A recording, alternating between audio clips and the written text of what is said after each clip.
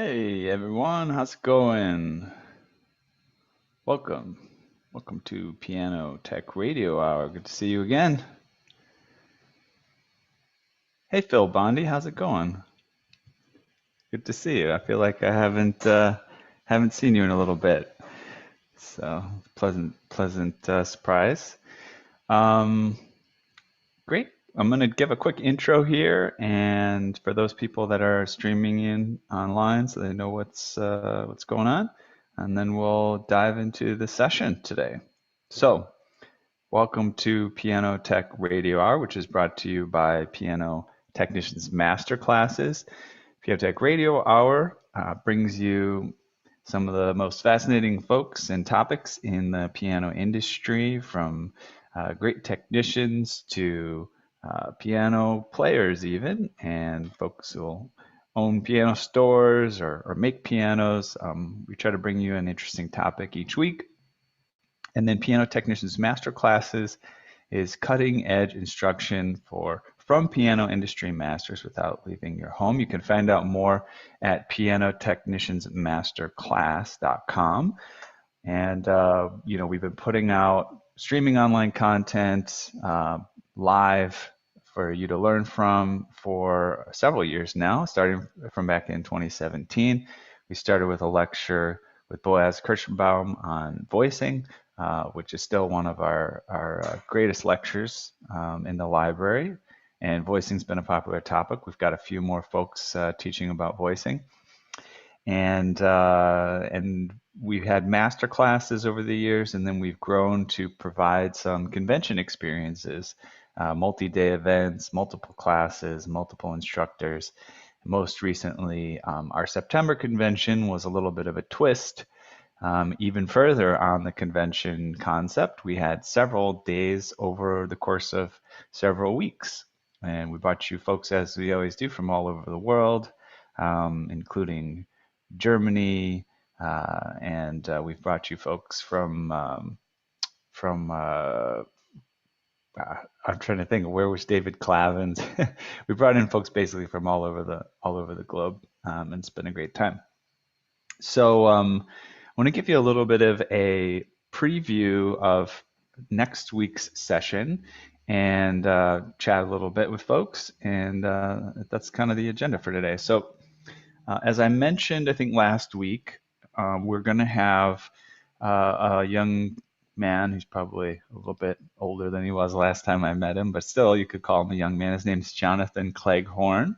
This is a fellow that I met back in Peru around 2015, 2016, when I was living there and calling myself an ambassador of pianos to Peru. I did some touring of the country, meeting folks that did things with pianos and learning about what's going on with pianos in Peru. And Jonathan happened to be one of the folks that I met. He actually reached out to me. Somehow he found out that I was there. Maybe I had a blog, and maybe he reached out and found me out that way, and said, "Hey, I've got this antique Chickering piano with a brown action. My uncle has a mission in this little town called Urubamba in Peru, and this piano just happens to be there and it doesn't quite work. So I want to make it a project to fix it up." And that was what he was in the midst of at the time that I met him. He invited me to come and see him and help with the piano. That was it was somewhere around February, I think, of 2016. And yeah, and I went and I joined him and I helped him string the piano a little bit, and he showed me the action and told me about the project. Quite an undertaking when you're working on a piano in a country where not only are there not a lot of resources for piano technicians, but on top of that, he was in an area of the country that was not, heavily trafficked, right? So even then, in order to get in touch with people that might be able to help him, he had to do quite a bit of searching and traveling, and had to kind of ship in his own equipment and supplies in order to perform the tasks that he wanted to achieve. So anyways, I've reached out to him, and he'll be joining us next week to teach us a little bit about that experience that he went through, as well as show us a little bit about that Brown action and kind of it's a unique type of piano action that only existed for a little bit of time. And so that should be fun. And then we're lining up some other great guests in the coming weeks. I'm in talks. I won't say with who, but with some other cool people to be on the show, and that's going to be really fun. Let's see, Susan. It says your speaker isn't working, but it is. You're hearing some other sounds, but not my voice. Wow, that's interesting. Well, I'll say, is anybody else having trouble hearing me? If yeah, okay. I'll just write this for you, Susan. Everyone else can hear me. Sorry, not sure what the issue is. All right, cool. All right, hopefully Susan will figure that out. So, yeah, I wanted to hammering and sanding. Interesting. I'm not sure why you're hearing hammering and sanding, Susan. Sounds like something constructive is going on, no matter what. So I wanted to go back a little bit over my experience in Peru, which is very interesting, and tell you a little bit about the Erard piano that I came into contact with there.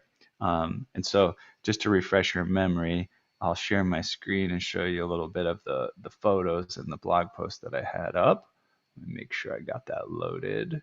Let's see here. Okay. And let's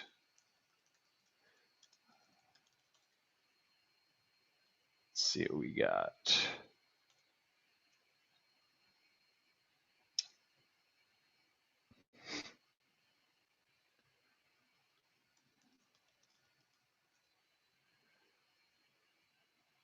Here we are.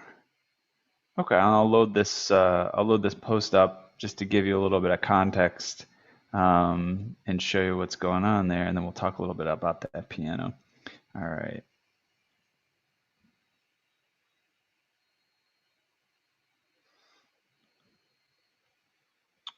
Okay, so you should be able to see this. Awesome. All right, so this is actually Lima, Peru, Part 1. Let's go through this post first. So, Erard Grand Piano among the books of El Virrey, Lima, Peru. So, this is interesting. My wife's actually an anthropologist, and part of the reason that we were there in Peru is that she was doing research for her PhD, and in order to do that, she had to visit various places, collect various documents, and meet various people, so on and so forth. And so there was a book that she needed for her research, and so she thought she would check this bookstore, which is in Lima. It's just a few blocks from the presidential palace in Peru. It's actually quite a has a long legacy in Lima, Peru, as a bookstore that carries some really great books. I think that there's a multiple locate. There's two locations at the time of that particular bookstore, and it's called El Virrey. I believe that means like the viceroy or something like that. And so, anyways, at that point, I wasn't really thinking about pianos on this day trip, that we had taken. And I said, well, I'll just go along with her, and while she's going to look for a book. And so I found myself in this bookstore in Lima, Peru, and of course, right when you walked in the door, there was this piano, and it was an Erard piano, and it's straight strung. And it's clearly quite old and just kind of sitting there. And so while my wife was looking for books, I got into an interesting conversation with a woman who was a proprietor of this establishment. And I said, hey, what's going on with this piano? And of course, keeping in mind, this is me, my Spanish was pretty good. This is early on in our visiting. So just trying to communicate with her and my broken Spanish, her broken English, and learn about this piano. But what we gathered is that I think it was father or grandfather, received this piano as a gift, I believe from an ambassador in Chile. And, the piano had been in the family since then, and, just kind of held on to it. And I think at one point just decided, okay, I'm going to put it out in the bookstore. Maybe she wasn't sure what to do with it, or, she thought it would be a nice way to display the piano. And so I took a rough look at the piano. I didn't have any tools, and just said, "Oh, this is interesting. Hey, could I come back sometime and maybe dive a little bit deeper?" And actually, what's interesting is we were not living in Lima. We were only there for a few days at that time, and so we actually had to travel on and go to a town called Arequipa, which we were primarily living in. And it wasn't until, I believe, several months later that I actually got a chance to get back there and take a second look at this piano. And when I did, I got to do some cool stuff like, check what's the serial number and try to do a little bit more research and open it up and take it apart. And I even I'll say tried to tune it because I realized really quickly that, the strings, this in this particular case, if I remember correctly, the strings were individually strung. Um, they were, brittle, but also I believe that the tuning of the piano was probably not 440 pitch, or like the intended tuning of the piano was probably not 440 pitch. So in going through, and trying to tune the piano, that was sort of its own challenge. So what I ended up doing was kind of tweaking it, getting it in a little bit better condition than it was, and then and then just sort of exploring and taking some photos and checking things out. So this is a piano from the outside. That's kind of exactly what it looks like. Oh, and also recollecting, it was pretty cool. I got to tune the piano and then have some people play it, and that was also a really nice part of it because it really hadn't been tuned or taken care of in a while. So El Virrey Bookstore is the bookstore, um, and this is pretty cool. This is an emblem on the piano. Let's see if I can zoom in here. So let me open this in a new tab. Let's see what else we got here. There's a picture of the fall board. And yeah, very cool, huh? Exposition, London. I can't tell what year that is. 1857. And Paris, 18, not sure. Exposition, maybe a university or something, in 1867 as well. Very cool little emblem of the piano. And let me see here. I'm going to go on to the next post. Let's see here. I wanted to show you a little bit more on the bookstore.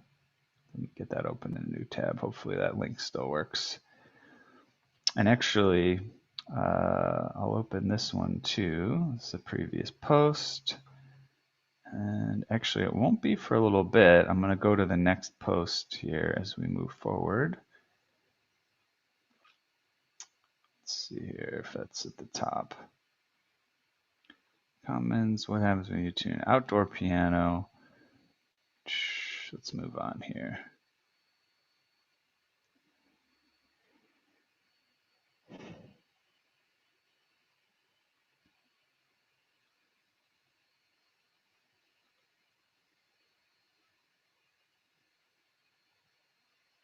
Yeah, this is actually really cool.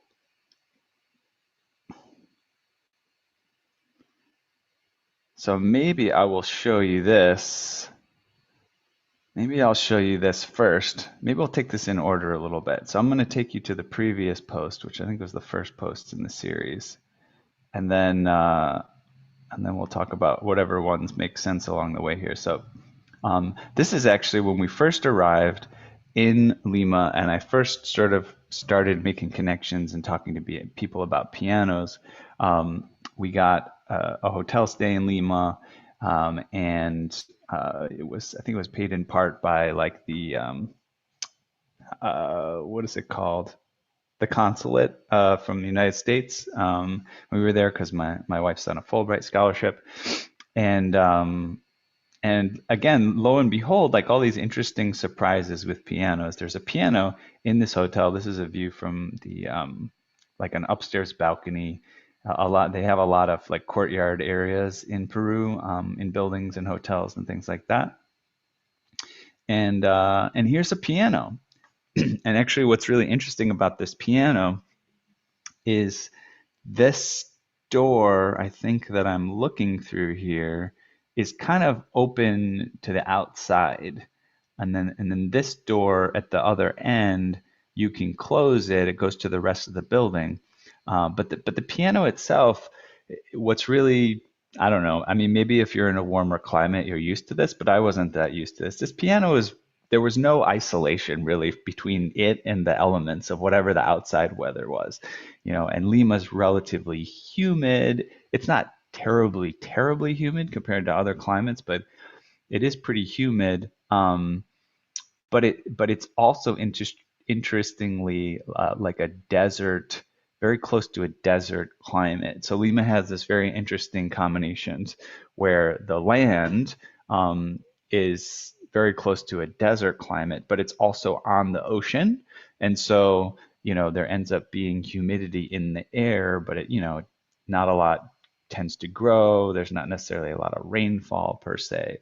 But yeah, so anyways, this piano was open to the elements, and I went and talked to them, and convinced them that I was a reputable piano technician enough for them to give me the key to the piano, open it up, and give it a free tuning, as part of my activities there of goodwill. And interesting thing about this piano is they said that it actually hadn't been tuned in quite a long time, and it really wasn't that far to tune. That was very fascinating to me, given that it was in this sort of open exposure, to the elements in Peru. Now, I think when I later talked to a fellow who had been, his family had been, in the piano business in Peru for multiple generations. And what he explained it to me is that even though the climate might be unique, sort of this desert climate with some humidity in the air, it was very consistent. So, year round, it didn't change a lot. And then therefore, then didn't mean that the piano was necessarily going to go in and out of tune a lot. So I found that interesting. You'll learn a lot about how pianos respond to climates when you travel, and in this particular case, um, you know, it was interesting to see, this relationship between, oh yeah, okay, I know that from, you know, what experts say about pianos, that it's more the changes in humidity that affect the tuning. But to actually see it in practice, this is pretty cool. So this was a Bluthner piano. There were a lot of German pianos in Peru, not so much Steinways. I ran across like maybe one Yamaha, but a lot of German pianos. And as you can see here, this is like open to the elements, as I said. And yeah, I went through, I got to tune the piano and give it a whirl. And it was a beautiful piano. Actually, I'll share the sound. You can hear a little bit of me playing it actually. Let's see here. Let's expand that.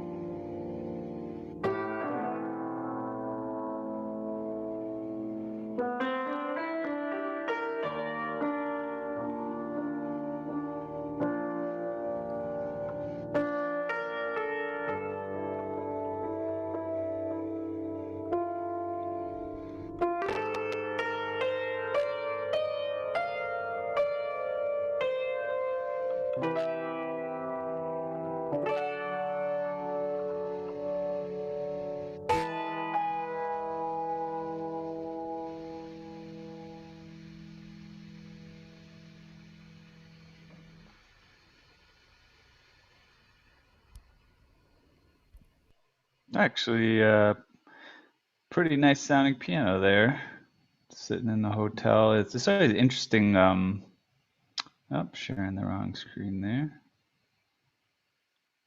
It's always interesting, finding these pianos that really don't necessarily get played that much, um, and getting a chance to check them out. Okay, see if I can get this share going. There we go.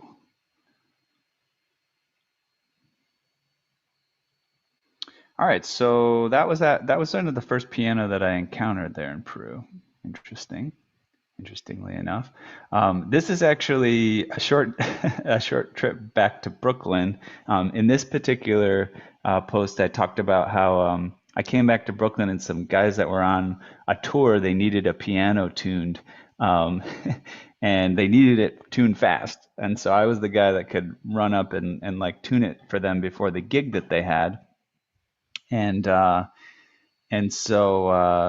ended up happening is they they had this piano they were traveling with. They were as touring musicians in a van, and so we agreed upon a mutually agreed upon location. I showed up. They showed up. They unpacked the piano from the van, left it for me to tune, and then came back and picked the piano up from this like outdoor location. So not one of the most ideal situations for tuning a piano, but all in the name of rock and roll. That one worked out. These are the two guys that were in this band tuning that, working on that piano, and then they dropped it off.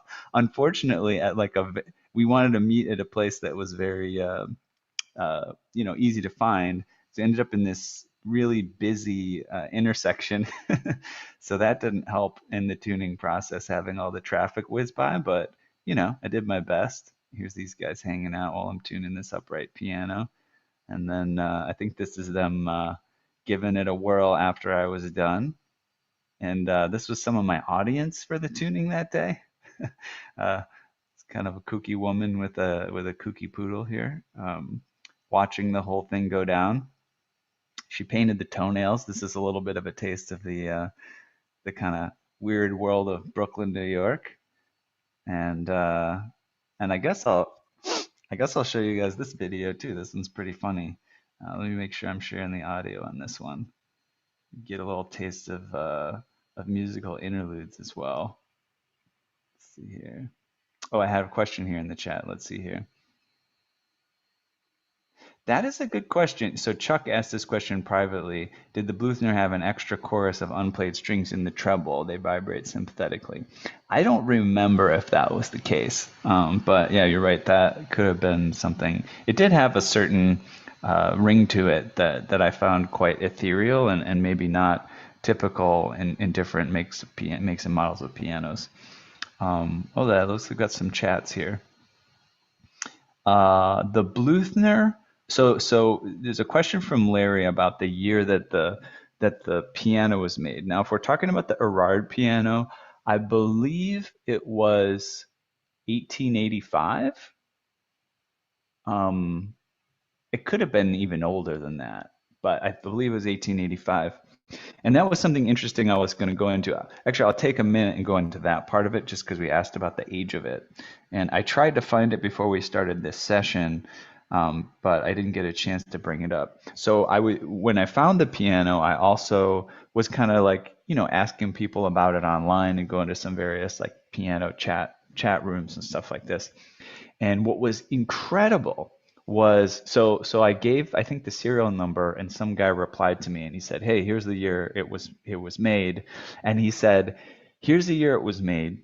Here's the address that it was delivered to when it was first sold," and I think he even gave me like the price it was paid and the name of the person that owned it. And I was like, "Whoa, how did you have that?" And so he linked me to these archives. I believe they're publicly available archives, and you can actually look at the Erard book of sales for pianos, and they will list, the serial number of the piano, who it was sold to, and like the date and the address of delivery and stuff like that. Really, really cool. And they've got a high quality scan of it that you can archivally look at online, and it's handwritten records of all this stuff. Really cool. Another question from Nancy: did the Erard have a full plate for straight metal supports or no plate at all? It definitely had a plate, and in terms of straight metal supports, I believe it had. I think I might have some photos of it we can bring in later, and maybe I'll try to dig up some more for a future date because I know I took more in my archives. But yeah, if it definitely had a metal plate. It definitely had straight supports, but I'm not sure if it had four. Got another comment here.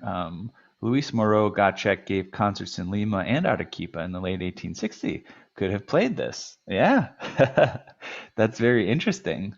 And I'm curious how you know about that, Larry. If you want to share some more info. And then let's see. Okay, so that's all the comments for now.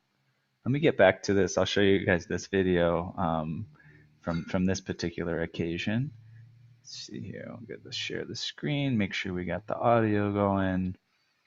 And get over here. Cue this video up. This is a little bit of my abstract piano playing, so hopefully you'll find it enjoyable as an accompaniment to the video. I had fun piecing this one together, and it's got a little bit of humor to it.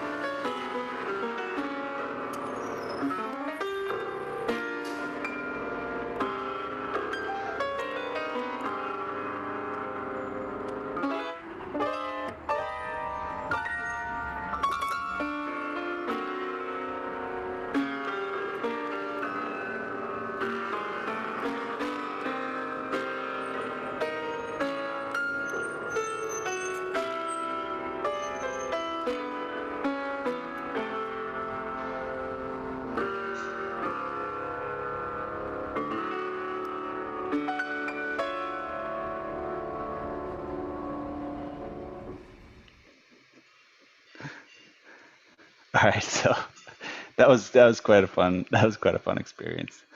You got a little sense of the background noise. That siren was actually in the background. That kind of stuff was going on while I was tuning, and then of course, that was a spectacle to everybody walking by. So I got all sorts of interesting characters interrupting and having conversation. So that was pretty fun. All right, let's see what the next one. Oh, actually, this one's pretty cool. Um, so this is kind of in chronological order.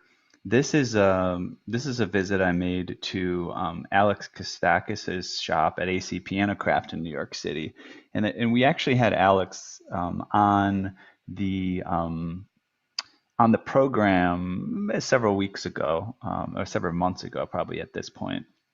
But he's kind of a staple of the New York City piano rebuilder scene, and his family has a sort of deep integration with Steinway pianos.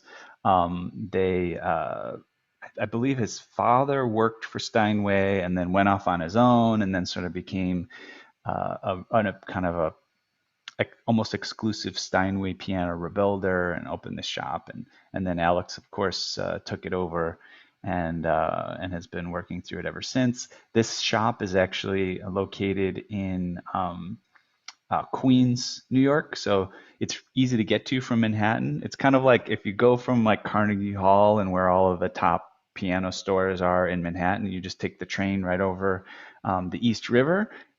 You can get to Alex's piano shop. It's very unassuming on like the third or fourth story of a warehouse.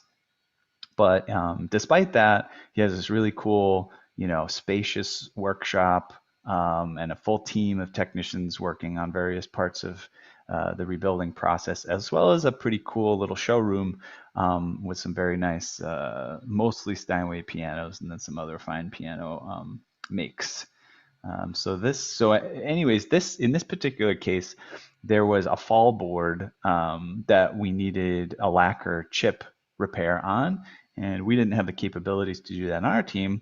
So we hired someone from Alex's team named Michael Huarang, and we, not only did we hire him to do the work, but we went over and we kind of got a chance to watch him do what he does, which is kind of fun, and got a good sense of the process. I'm not much of a lacquer finish, repair person, but with examples like this, it gives you some confidence to work on that type of stuff.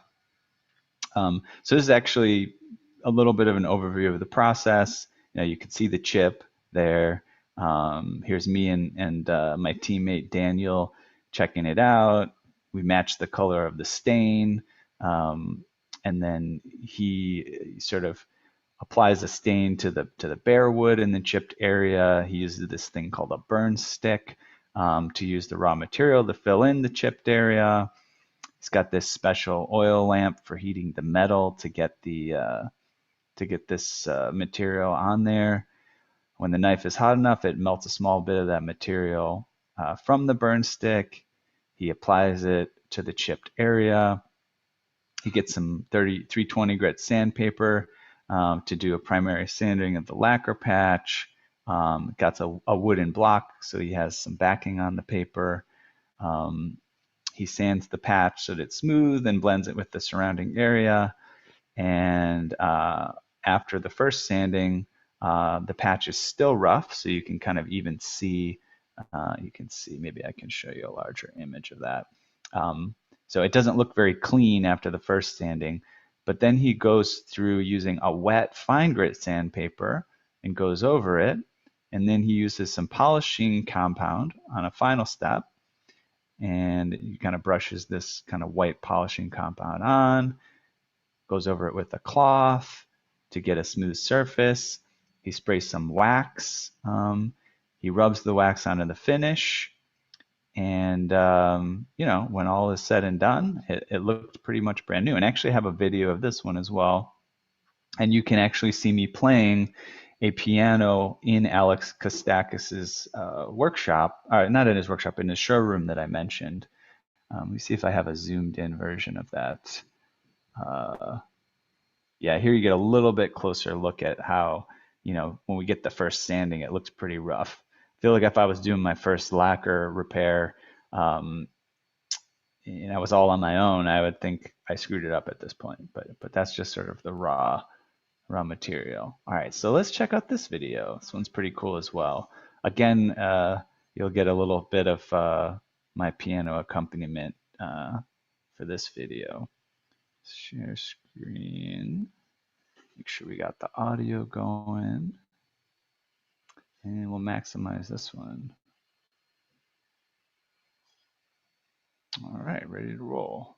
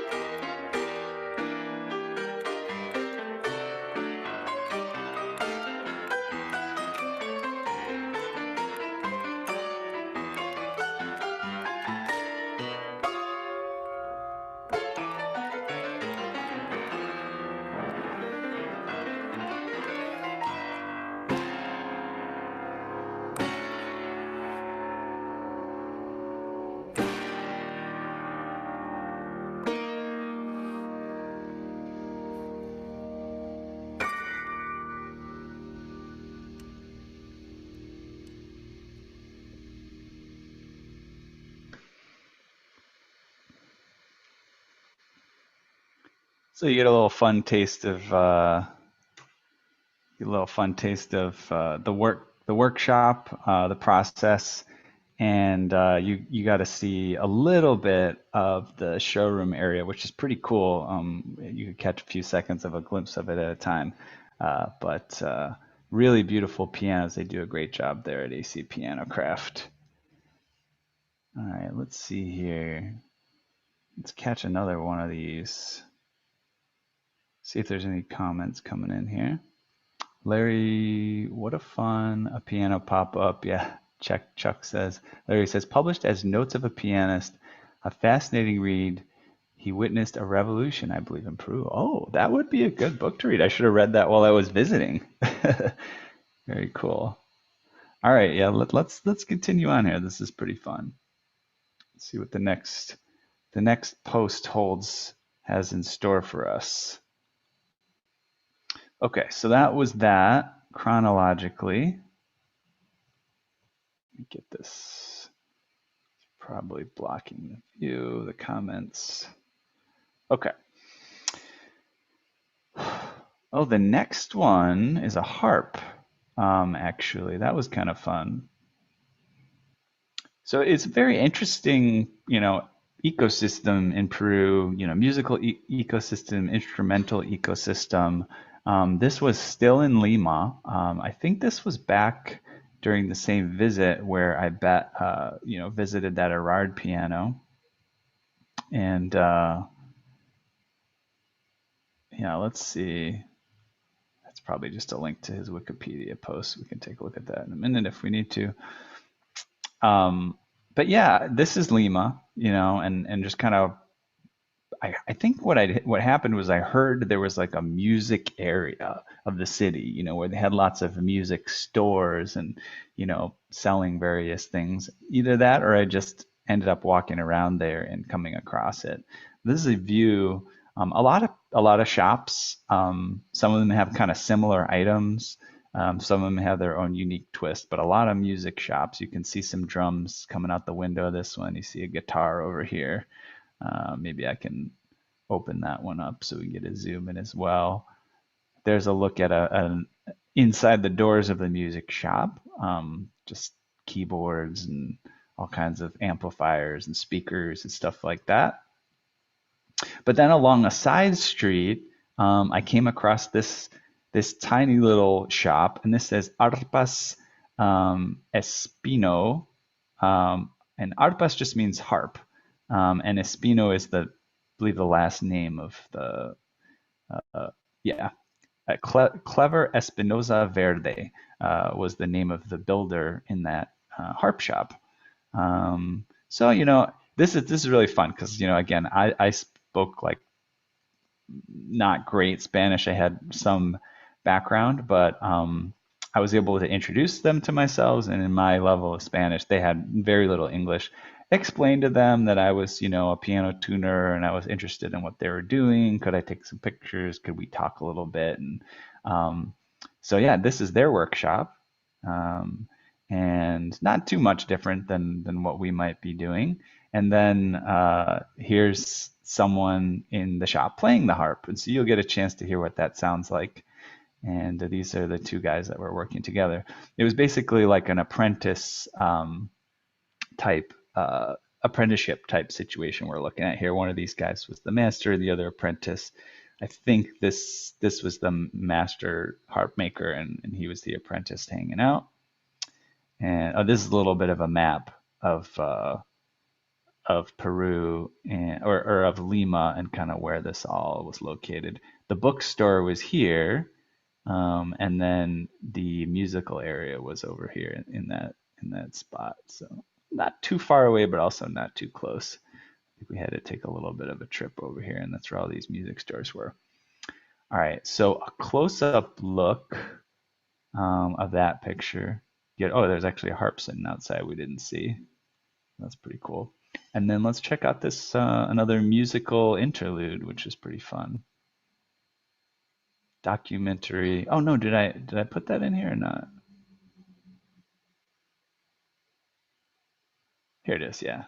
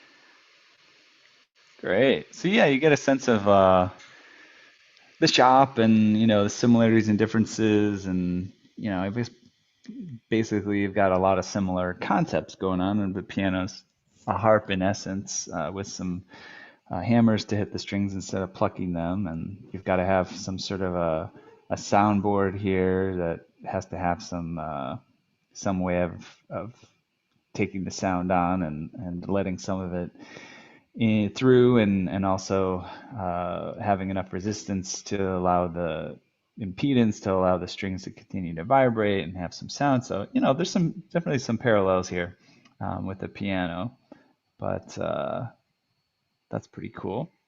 And let's see about the next one.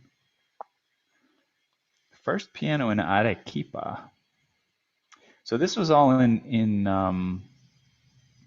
this was all previously in Lima, and this is now after I traveled to the area of Arequipa, and this I went to my first concert there, and they had a Peruvian American, you see the flag of Peru and the flag of the United States, cultural center. And these are very popular in Peru, these sort of transnational cultural centers. Like they had one for the United States, they had one for France, they had one for Italy, Germany, and they would be just part of the central downtown areas of a lot of cities. And so this at this particular place, there'd be a lot of opportunities for people to learn English, experience American culture or culture of the United States, at least North America. And then there would be a French one, and you could go there, and Peruvian people or locals could study French and experience French culture. Very cool. Of course, we have stuff like this in the United States, but I didn't find it to be as prominent right here as you would see in Peru. So that was a cool feature. Um, this is actually a piano that I visited because it was for sale, and it just gave me an opportunity to sort of meet and engage with someone. And actually, this someone that I engaged with, he introduced me to what will become a very good friend of mine in Peru, a guy that I wrote about in this blog as well, Fernando Torres Hernandez. And he was actually a cultural ambassador of the Peruvian government in various capacities. And this guy that I met, looking at his Bechstein piano, he was a lawyer, and so he knew Fernando and introduced me to Fernando. Again, it was a situation where my Spanish was not great, but I conveyed to him enough of what I was all about that he was able to make that connection. And then this is just a glimpse of that first concert that I went to in in Peru.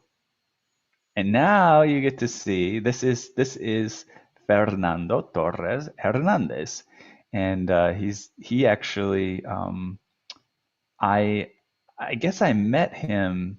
So the concert that I said that I went to, um, I believe what happened was that somebody told me he was going to be there, or Fernando introduced me or told me that this concert was happening and maybe we could meet there and say hi. So I met at the concert and got a chance to meet and chat with Fernando as well.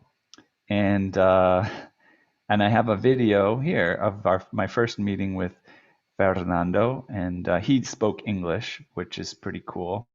And so you get a chance to maybe meet him and get to know him, as well as this fellow who also became a friend. He was a lawyer in Peru as well, and he played the drums and he played jazz. And he was very excited to get to know me because I played the piano and I played jazz. We actually got together after meeting at this concert several times, and had some jam sessions at his house, which was fun. But yeah, let's meet Fernando, because that's pretty fun. All right. The sound should be coming through still, but let me know if it's not. Hola, How are you? Fernando. Nice to meet you. ¿Hablo inglés? ¿Hablas inglés? Yes, I do. Oh, okay. French, Italian, Finnish, Oh, German, Swedish. wow. Not Quechua. Yeah. No, Quechua? What a nice it's a See, glass, that okay, one? so yeah, is it okay if I record a little bit because I'm doing a special project? Yes, of course. Yeah, I may not use it, but No, it's but you fine. have to let me that. Sure, sure, sure. No, tell me, how come you're in Arequipa?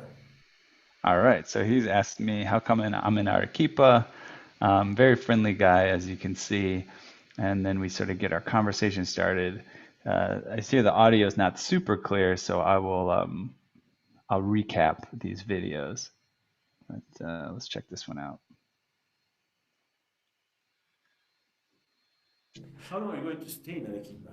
1 year, un año. Great. You know what's coming in Arequipa, one of the organizers. Hey, Festival of Literature and Arts. It's going to be great. Hey, Festival. Cool. It's only done in Cartagena and now in Arequipa. Every year it's going to start from now.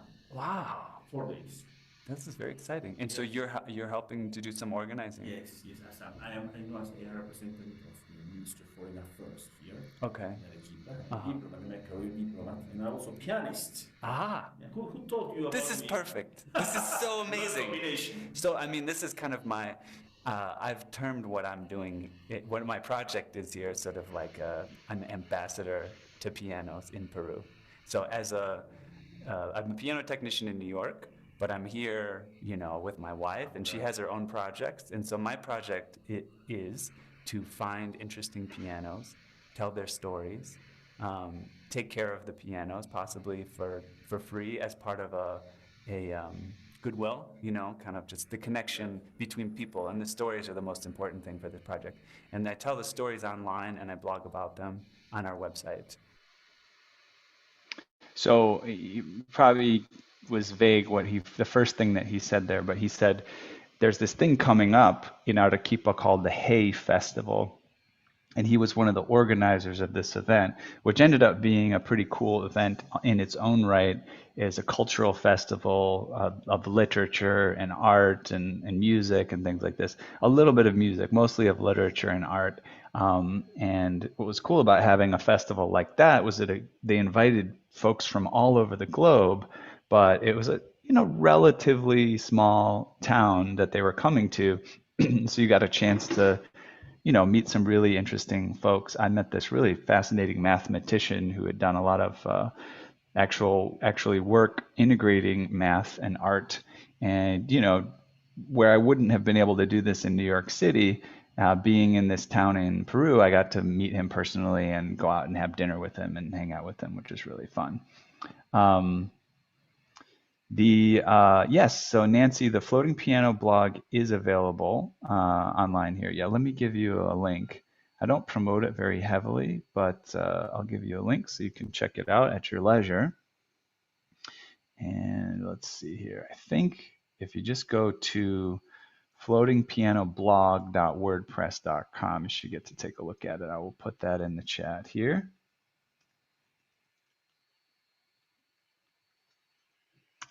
All right. So I'm seeing that the hours passed as it often does quite quickly, and we're probably about time to wrap up. It's maybe a good stopping point. Um, so you got to hear a little bit of this story, and maybe when we can, we'll pick it up again at a later time to sort of be able to review this story and check out some of the videos and photos that I have, and I will actually put a little bit of time into finding maybe some of the archives of the photos because I only shared like a sampling of the photo and video, of course, on the blog, but I should have a full archive of this footage somewhere in my photo records, and maybe we can get some more pictures of the pianos that I visited and stuff like that. So that should be pretty cool. And then, and yeah, next week, I guess we'll look out for something that'll be kind of a mix of these two things, Peru, but also coming back and talking about the technicalities of piano. So we'll have Jonathan Cleghorn next week, and he'll tell us about this vintage Chickering piano that he refurbished in Urubamba, Peru, with the Brown action. That we'll learn a little bit about that. And then you can see there in the chat, as always, we put in a feedback form so you can tell us how things have been going for you, have any positives or constructive things to add. We'll take that into account.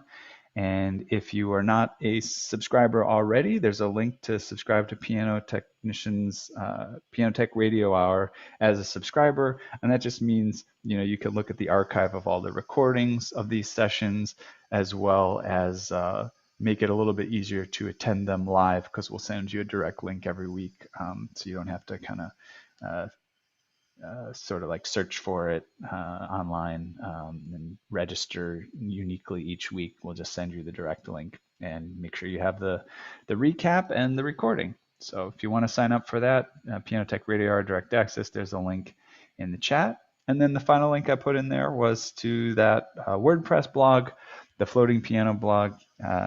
You can check that out if you like as well. And if you have any questions or anything, I'm happy to follow up about that stuff. All right. Well, it's been another great week. Thanks for having you all here, and we'll catch you next time with Jonathan Cleghorn. Have a good one.